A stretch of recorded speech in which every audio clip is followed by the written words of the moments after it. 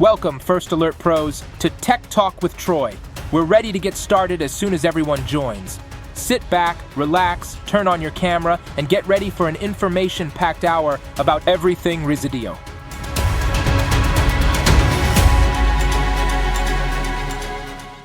The star of the show is Paul Romanelli. So welcome, Paul. Paul is from Long Island. He is in the east end of Long Island, catering to high-end clients. We've seen his presentations at Connect, or Regional Connects, and I'd like to have some of the houses that he works in. Actually, maybe not. They're too big. No. Anyway, so Paul, welcome. Thanks for joining us, and we will let's just talk about what you've done here. Thanks, Troy. Yeah, I lost my next button, so I don't think I'm really going to go any further than this right now. Anyway, so so tell me about.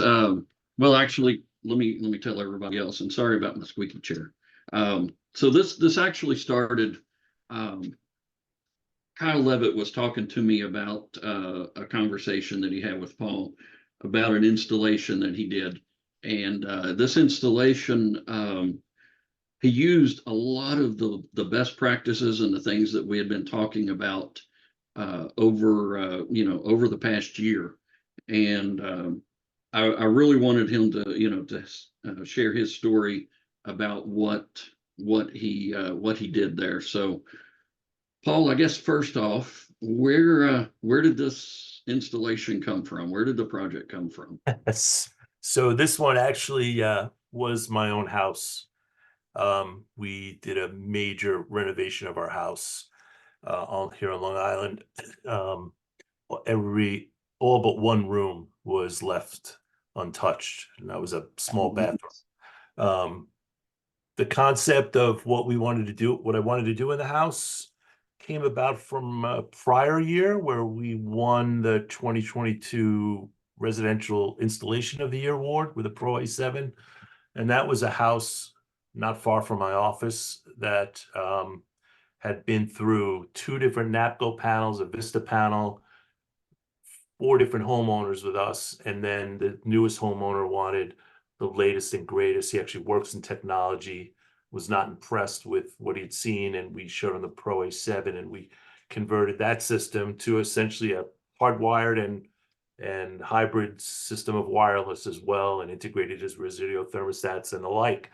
So and added some cameras. So once we saw the success of that and how it worked and what we were able to accomplish using the existing wiring in the house, I wanted to take that to the next level in my own home when we were doing it.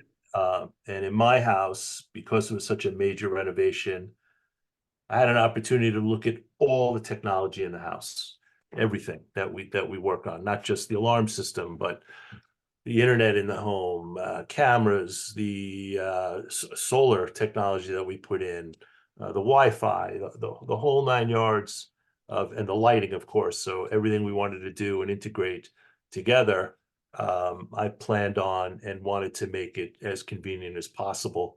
And fortunately, I have a very patient wife who allowed me to tinker with this and design what I thought would be best for both of us and make it work. And so far, so good.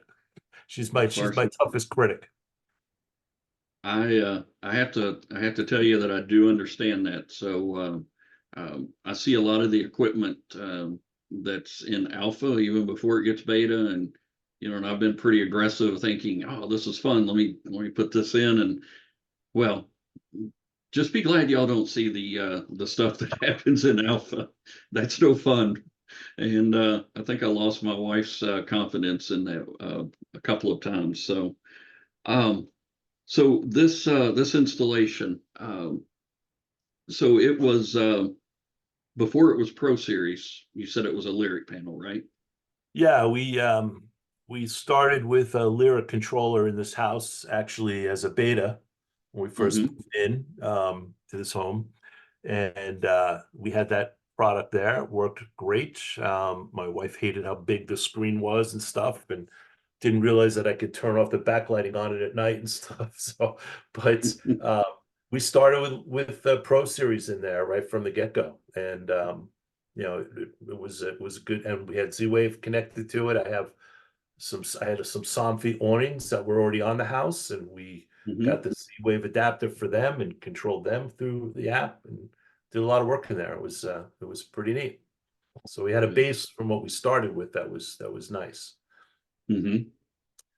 Uh, So what about keypads? Because I mean, you don't have a tiny home. Um, what about keypads? I mean, you've got your main control panel, and how many keypads do you have? Yeah, I have, including the main controller, we have 3 keypads in the home. I'm actually probably going to put a Mhm. 4th one in near a cellar entrance, but that whenever I design a home or work with a homeowner, I always try and make the house as easy to work the alarm as possible. I never want anybody running to a keypad to turn it off. If we can get them at the entry doors that they're going to use, most likely, and another one in a master bedroom somewhere, I always plan it that way, and we always want to do that. So, Yeah. we set it up that way from the get-go. I got one in my garage entry door. I got one in my front door. I got one in my master bedroom right now, and probably going to add a 4th at a basement door that we have. Good. What about zones? You're using a combination of hardwired and wireless, or is it all? Yes. Yeah. So because the whole house was opened up, we pulled wiring for all of the door sensors in the house and some of the motion detectors. We chose to use wireless on all the smoke detectors and carbon monoxide. Um, Mhm. and it's a good mix of both hardwired and wireless. And it kind of took that approach from the same standpoint as if I was going to a house that already had a hardwired system in it, and we wanted to update it to a ProSeries and look at the technology from a different standpoint. For me, the selection of Pro was all about the user interface. It's a much nicer interface for customers to use and understand and Mhm. get through than a Tuxedo or a 6290 keypad, which is still a good keypad, but a little more awkward and not as user friendly. So I wanted to make sure that I had, since hybrid's not out yet, I wanted to make sure we had something we can use that we can build on that same interface. Right. Right. So you mentioned Z-Wave and you mentioned Tuxedo. So I'm going to have to ask you, what about automation? What kind of automation are you using? What are you doing there? Well, yeah, I have a mix pretty much. I have Z-Wave locks on the doors. Mhm. I happen to like the Quickset brand of lock. They're easy to program, easy to use. They look good. We were able to match the hardware that we wanted on the doors. So that was the first part of it. I have all Resideo T6 Wi-Fi thermostats in the house. I also have a background in heating and cooling in a prior life. So I know the Honeywell brand from many, many years ago, and we stuck with the Resideo product line on that. And then Mhm. I bit the bullets and went all in on Brilliant. And every light switch in the house is controlled through Brilliant controllers and Brilliant switches. So there's about 60 light switches in the house that are all Brilliant. So all of that is integrated. And there's a combination of different scenes that we've built through the Pro, through Total Connect, but also through Brilliant as well. So when you create a scene in Total Connect, that imports into Brilliant, right? It does. Yes. Yeah. Yeah, absolutely. Yeah. Yeah. And So here's the so thing that. about here's the thing about scenes that I just like to pass on to everybody, because when we first started selling Total Connect with scenes, Mhm. we got a lot of resistance from customers that said, "Ah, my life is not on a schedule. I could never use scenes. It doesn't make sense for me." And the reality is, once you start talking to them, that they're mostly pretty much on a schedule. They pretty much come home around the same time. more or less. They leave around the same time, more or less, 5 days out of the week. The sunrise and sunsets are automatic. So, so we start to pitch just little stuff like just, getting out exterior lights automated to come on at sunset and get rid of those tiny little Honeywell timers that are really a pain in the neck, those old lights, those timer light switches. And using Total Connect to automate all that. And that's worked out really well. Once people understand that, and that they can adjust the scene if they need to, or pause it, then it becomes a lot more worthwhile for people. So Yeah. we've done that. So you're a little bit more something different about scenes. Do you ever enable like an auto arming scene for your customers, like having the system arm at night just to make sure that they don't forget? I haven't done too much auto arming at night. We've used the geofencing feature to remind people to turn their alarm on. The one feature that I find even my techs sometimes forget to talk about, and we have to remind people about, is the Bluetooth pairing for disarming. I mean, if you're not using that feature or setting up that feature for your customers, I think it's a major point of missing out on something. That feature is so convenient. When you walk into your home and it's armed, and you walk into your home with your phone unlocked, it literally just disarms as soon as you open the door. In fact, there are a couple of times where I actually thought I didn't arm my system because it works so quickly. It's a really, really convenient feature. I mean, Yeah. we use it and recommend it to everybody now. Especially if you have dog walkers or anybody that's coming to your house, or Yeah. family members that maybe they're not comfortable with the alarm. You can turn on the the Bluetooth disarming, have it on their phone. They walk Yep. in the house, it disarms. Yep, So absolutely. great. Hey, Troy, I got something to add on that. Yes. So we were doing the Bluetooth disarming, but we decided that it was kind of freaky. Like it kind of takes away from your duress situation if someone is waiting for you at the house to disarm the panel, and you no longer can put in a duress because the panel's already disarmed. Has anybody thought anything on that? I I think that's a good point, personally. But I would say it's the duress feature in our particular area has not been as big a concern. In fact, quite a number of our clients don't even want us to program a duress code. They just feel they don't need it. And we've talked about that with our clients individually. But it's a So- good point. It depends on somebody who's concerned about duress. Absolutely, it's something to consider. So it's something that you'd really want to do like an individual case by case basis. If you did have someone that, you read your customer, and if this customer, one of their concerns is, hey, somebody might be following me home or waiting for me, and I do have a duress code. That's one of those times where definitely you want to make sure that duress code's there, and make sure that duress code's in a Z-Wave lock, because where you're going to get hung up or, held up, it's probably at your door. And if you can unlock the door with the duress code, it sends duress. You don't go near the security system, so the trigger happy gangster doesn't doesn't get nervous when you disarm your system. Right. Man, we had a customer that was doing the Bluetooth disarm, and she was adamant, and like she set it up by herself, which I didn't know she knew how to do it, and she was adamant that her alarm system wasn't working. And so I had to look into it. I said, "Oh, well, your Bluetooth disarm is on," and every time she would drive up in the driveway, it would disarm, automatically just disarm, because Bluetooth has a range of like 27 feet. Well, she would have to open an entry exit point first. Right. That's the key, because it will not disarm without opening an entry exit point, unless you're using our competitor's product. You get near the house and your competitor's product disarms. Yeah.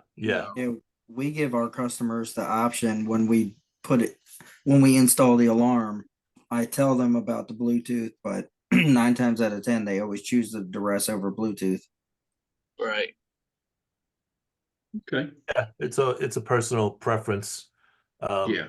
Yeah, the one thing I do with every job we sell here is I go through a ridiculous amount of features that the Pro A7 has, knowing full well that they may not use half of them.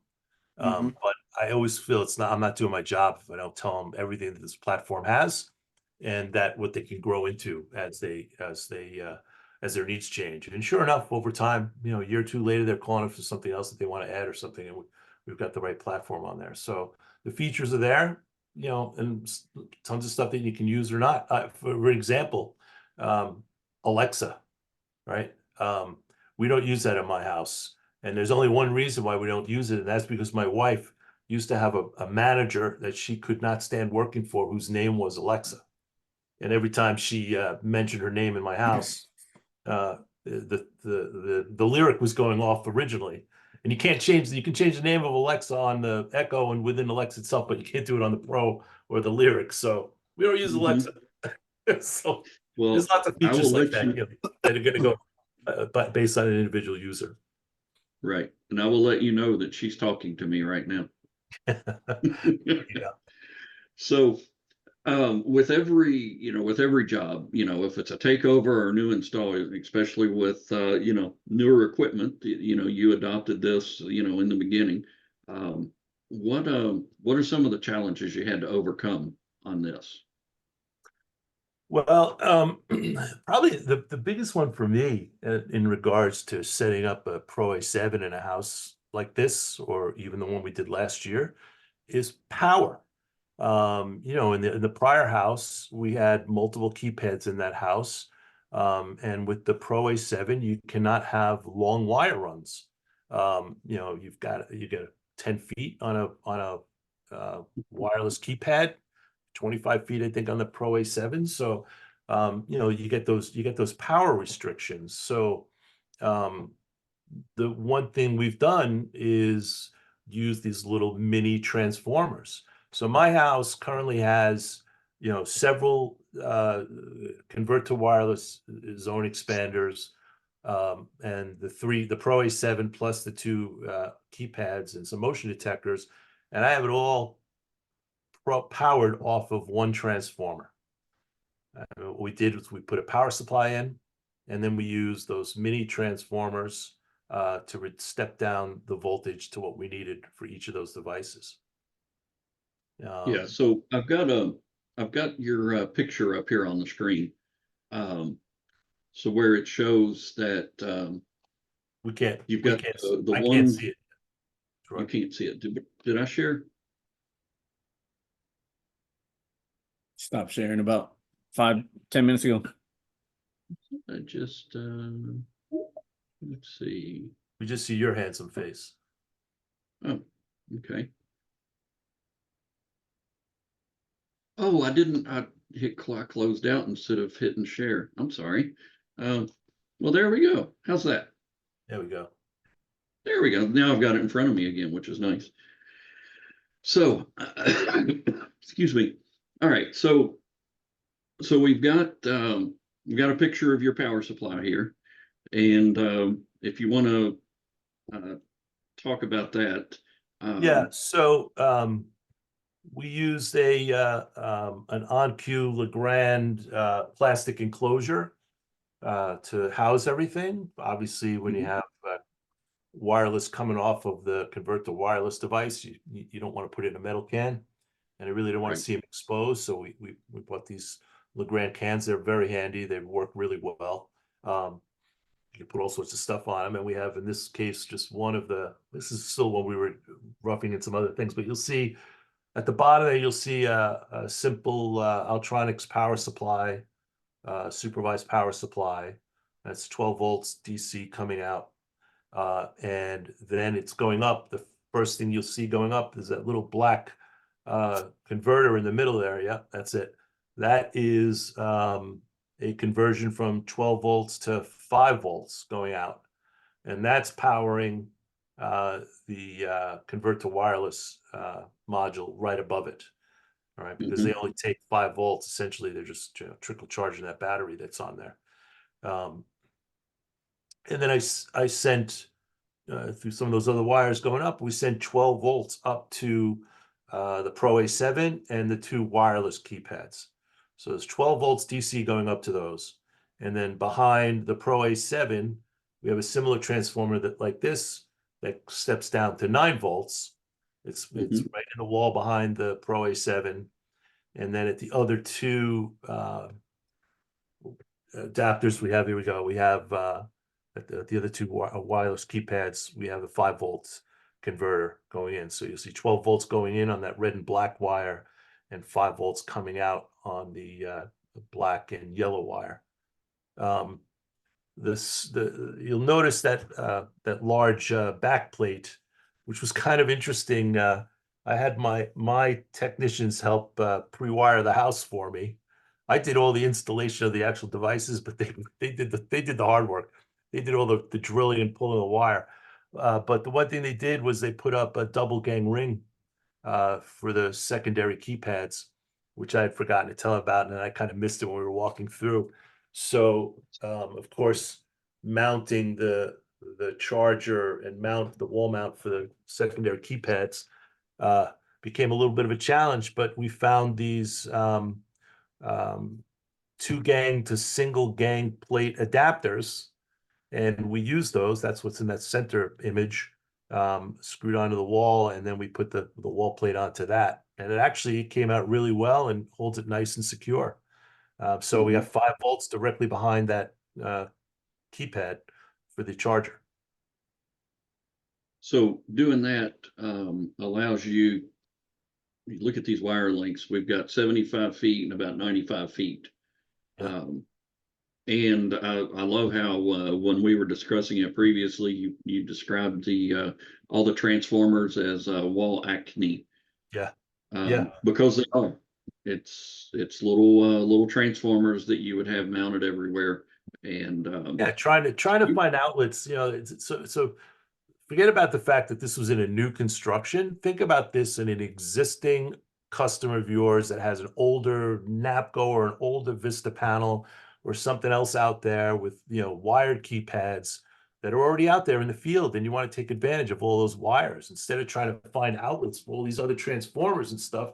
This was our solution, and we take it to the projects now, so we can go in and offer Pro A7 and use all hardwired devices if they're there already, between the convert to wireless adapters and using what's there. I mean, the only thing where we really have a challenge, of course, is smoke detectors. But they have to be wireless at this point with the Pro A7.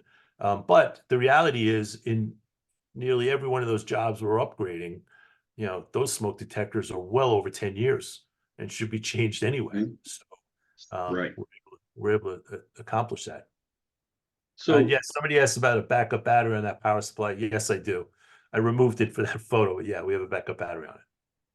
yeah, and I would have cut it out of the bottom of it anyway there. So yes. So I mean, I like how you had said it. Your whole system's powered by one 16.5 volt 40 VA transformer. Going back to what your system, any of your systems have been in the past. Maybe less than what you've had in the past, because in the past you've probably had a power supply and the control panel power. So you've had 2 transformers. Oh yeah, that's right. So, all right. So you mentioned smoke detectors. Let me get up here to this just before we get to the smoke detectors to talk about. In case anybody, wants information on you getting these detectors, I mean, not detectors, the converters. It's a purchase off of Amazon. I expect you probably did a 3-pack. Did you do a 3-pack? I know other people have. I found a link to a 3-pack and put it in a QR code in case somebody wants to look it up. So there are 12 volt to 5 volt and 12 volt to 9 volt. Honestly, if you're doing takeovers and you're using ProSeries, I would have a 9 volt and a 5, well, at least a 9 volt on every truck. If you're selling the keypads and it's an existing house with wiring in it, have some of the 5-volt converters in stock. This is something that I honestly expect. I'm going out off script and everything else with this right now, but this is something that's being shown at all of the ADI expos right now. So this is something that I honestly expect that ADI will probably start to. I'm hoping, let's say it that way. I hope that they will start stocking these parts themselves. But this is a solution that you can use for not just our keypads and our panel, but you can use for other devices, cameras. You've got a large power supply and you're wanting to step the voltage down to multiple different volts. You can use it for that as well. So I had talked to Anthony Tamburillo with Tamburillo Security, and he told me all the different uses he was using for it. I can't remember those exactly, but yeah, there's lots of different things that you can use these for. So all right, so I'll leave that there, and so let's talk about the smoke detectors. So you've got smoke detectors in your house, the wireless smoke detectors, and did you put in any 110 smokes? None whatsoever. None. Okay. How did that go? Well, it was a little bit of a challenge at first because we had some challenges with the building department who in here, because they claimed in New York State you cannot use battery operated smoke detectors in a new construction and or a renovation in their eyes. But that wasn't really the case. And of course, when they're tied to an alarm system, it's considered a fire system, they are approved. It was a little bit, it's taken me several years within our township here to get these guys to actually follow the rules when it comes to wireless smoke detectors and what's approved and what isn't, and a full understanding of it, of what needs to happen. So that was a challenge. The challenge, at least in New York State right now, is that the code for carbon monoxide is not as clear. So right now they are insisting on a line voltage carbon monoxide detector. I have combo units in locations, but they are in our township, they're declining job if the carbon monoxides are not line voltage right now. Mm-hmm. They'll still let you put in a combo unit with or wireless CO, but that cannot be the primary detection. Right. It's a bit of an education. I don't know if other people have had that situation where they won't allow wireless smokes, but and we've even had electricians tell us it doesn't meet code. But you go through the code, at least in New York State, and they follow a lot of the ICC code. They're approved. It's just you just got to get a little bit of education going on with your building departments and your inspectors. Right. Yeah, I know in 2019, 2020, they did a house in Vegas. In fact, it was for the Builders Show, which happens to be where we learned about the voltage converters here, the 12-volt to 5-volt converters. Anyway, yeah, that house there was approved by the inspector, and no hardwired CO detectors or smoke detectors in that house. Mm-hmm. So one of the things that I've found working with excuse me, an AHJ in I believe it was North Carolina, is all about understanding what the product is, understanding that this is it's a smoke alarm, and if you just call it a smoke detector, they'll immediately say, no, we need a smoke alarm in every room. Well, it is a smoke alarm because it does have the sounder in it. So that's something, and really with the one go all go, we know we have, and with let's say a heat detector in the kitchen, you're actually giving somebody a little bit better protection with these, because now not only do you have the one go all go, but now if there is a fire that sets something off in the kitchen, if by chance that it hadn't created enough smoke yet, for other places, you are going to get the alarm from the kitchen and or garage there. So we all know this as dealers, there's a lot of benefits to today's smoke detectors that we sell. that, that just can't match or beat what you get from a conventional, typical hardwired smoke detector, even if it's a new first alert one. But they, the ability to have them supervised, know the battery life, know when they're off the ceiling, which we see a lot, know when somebody's taking the batteries out, smoke sensitivity, knowing that when it's going out of sensitivity, all those little features that now are major advantages for life safety. And to me, that's paramount. Mhm.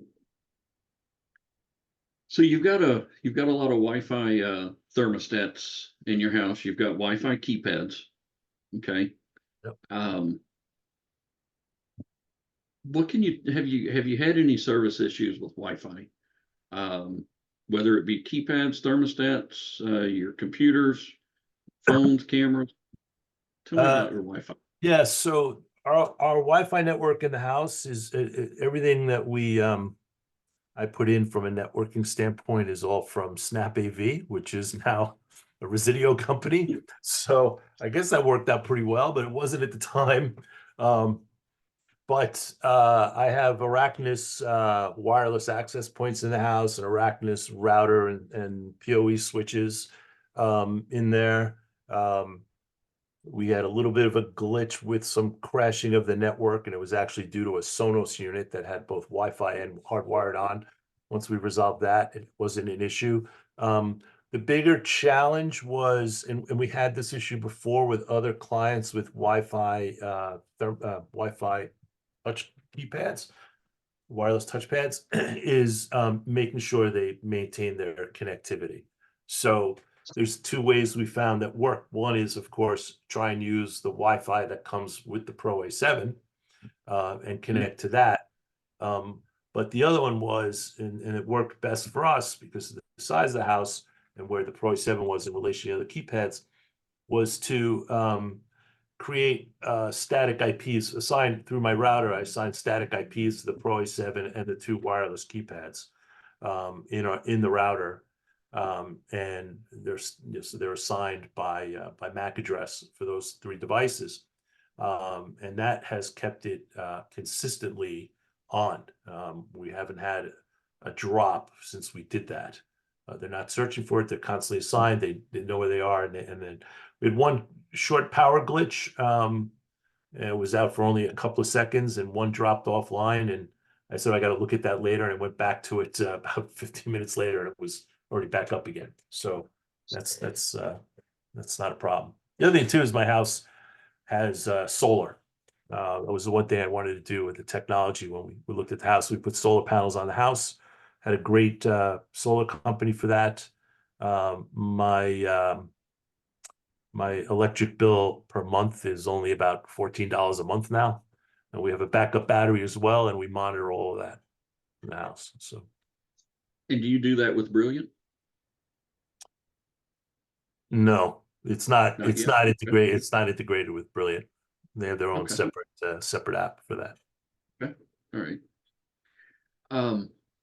So back to the keypads and the network. Do you have, so the Arachnus network, is it a mesh network or is it access points all going back to a switch? Their access points all going back to a switch. Okay. All right. Do you have band steering or client steering on that system? So that's a great question.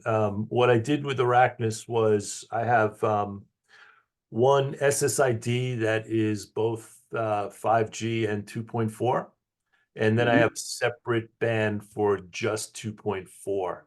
And I've connected. Actually, the Pro is connected to the 5G 2.4 network, but the other devices, particularly the thermostats, I connected them separately to the 2.4.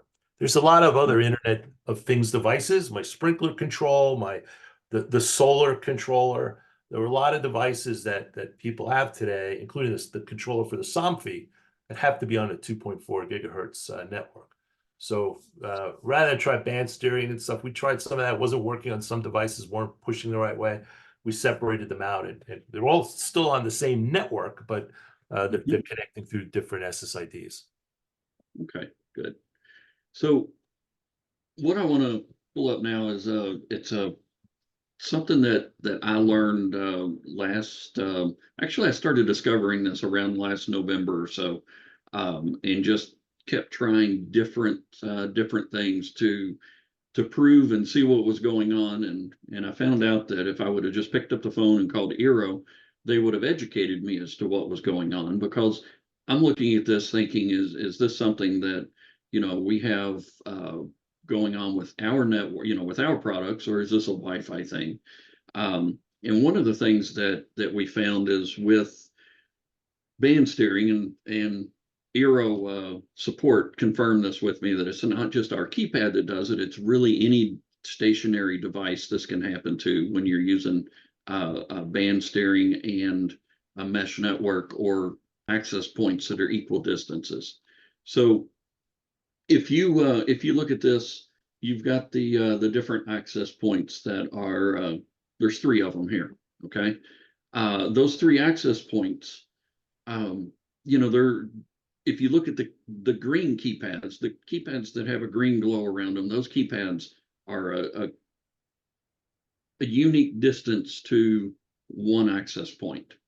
The red keypad is basically halfway in between 2 of them, and maybe that's not exactly halfway as far as the number of feet, but RF range is the same distance.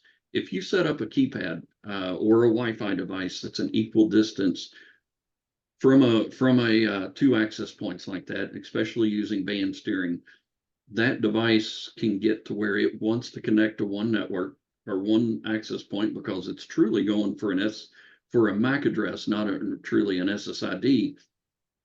And then it sees the other one, and maybe the router, the network says, hey, I want you to go to this other access point, and it allows it to stay connected to the network, but it blocks it from being able to transmit, which is one of the things that you'll see if you have a keypad that you do a reset on, and it still says, I can't find the IP address of the control panel.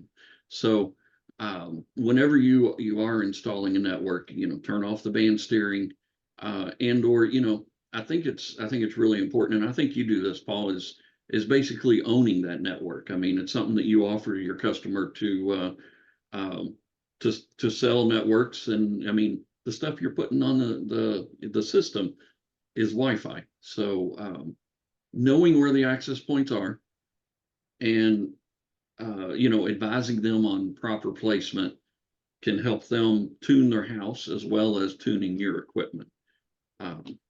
Yeah, Did Troy, I it was several years ago that I gave a presentation on Connect about owning the network with it was one of the Minerva boys, and we, at the time, I pitched it with Arachnus because that's what we're using, and Eero really wasn't available to the extent it was now. But we since then have also become pro Eero dealers, and we sell a lot of Eero as well. We go to an existing house that has lousy connectivity, particularly when we're adding cameras, and more so than ever.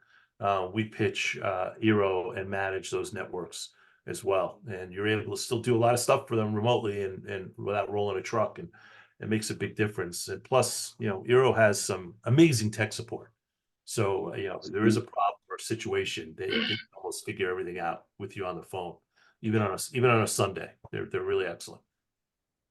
And I have to back you up on that, because I had I had an issue with my network, and I was talking with Eero about it, and they told me, well, you need to reboot the router, and you need to wait 3 minutes or 5 minutes or whatever. And he says, I'm setting a timer, and he sat with me until that got it to that next point, and then he said, okay, we need to boot up this next one, and it's going to take 5 minutes. Let's wait until we get to that point. And that wasn't because I took any back door in. It was because I called in on the pro installer line.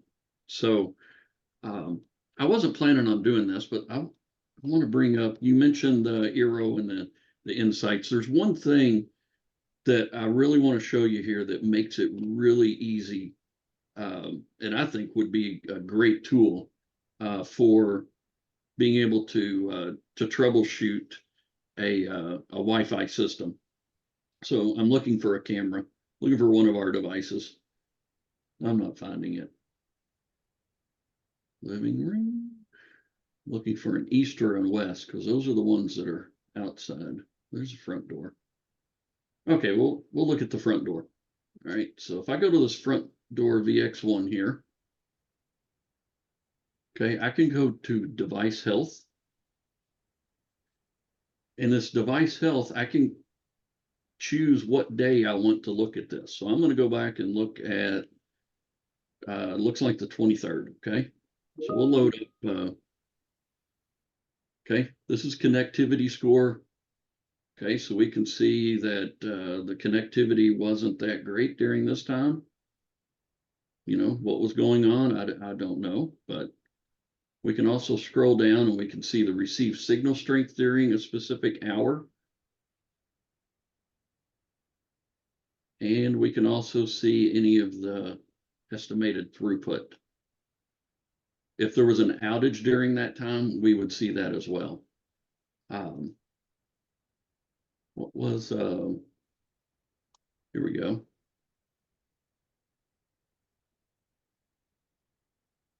I was looking for an outage because I know I had a power outage for about 5 minutes.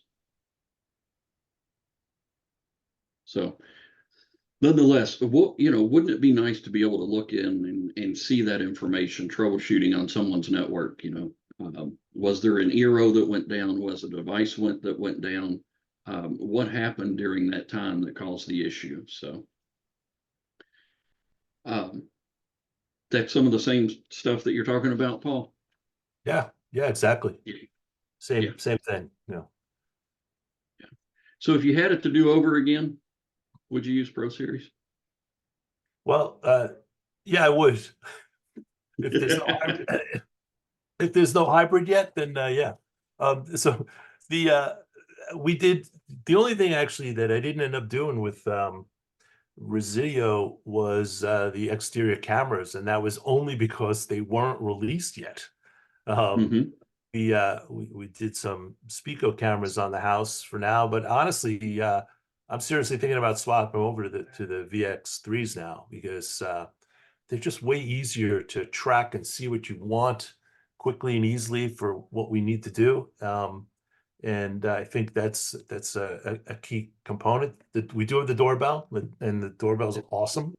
That's just before we started this meeting, my landscaper showed up. He's walking back and forth across my front lawn, so I was able to use that new snooze feature on the doorbell. So the integration was great. And here's the thing that is most important for me. I have a happy wife. Like, she's not dealing with any things beeping or causing problems and stuff. The lights come on outside automatically at night. They go off when we go to bed. We're using the motion detection in the Resideo switches where we need it to.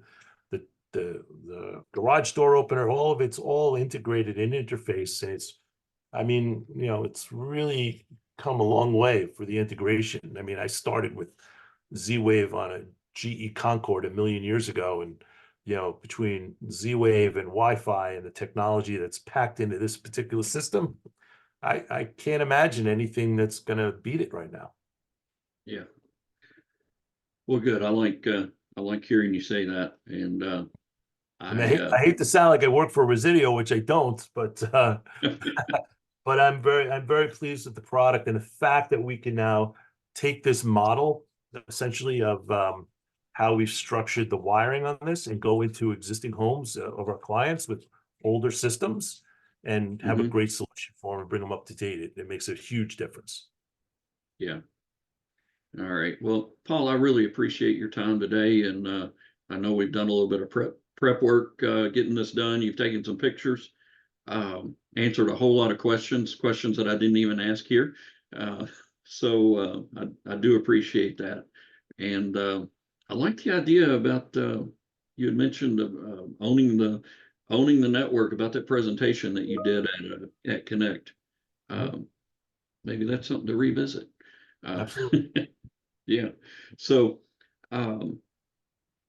I don't want to keep everybody past the time that we started. So let me close out, and we'll hang around.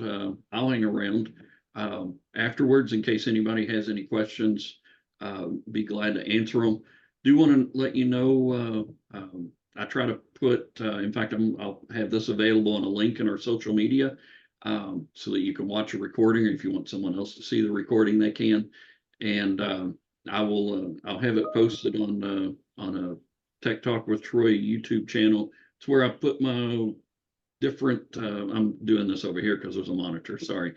It's where I put my different tech tip videos that I make. Just so it's an easy one spot to get to them. The previous place I used wasn't. It wasn't free anymore. So anyway. So we'll do that. Don't forget, we have the regionals coming up. If you're not registered for a regional, definitely, register for one of those. And I know you've probably got an email. You've probably got an email from me because I sent out quite a few about it. Go ahead and get registered for those because they will fill up. In fact, some of them are filling up, and the rooms are only so big. We can only have so many people in there. And I don't want you all to miss out, thinking that, well, hey, I'll register before the registration's closed. Well, registration might close before you even know it. With that, I think we're done. So I will stick around after this. If anybody wants to ask any questions. I don't know if you can hear me over the music. Yep, we can hear you.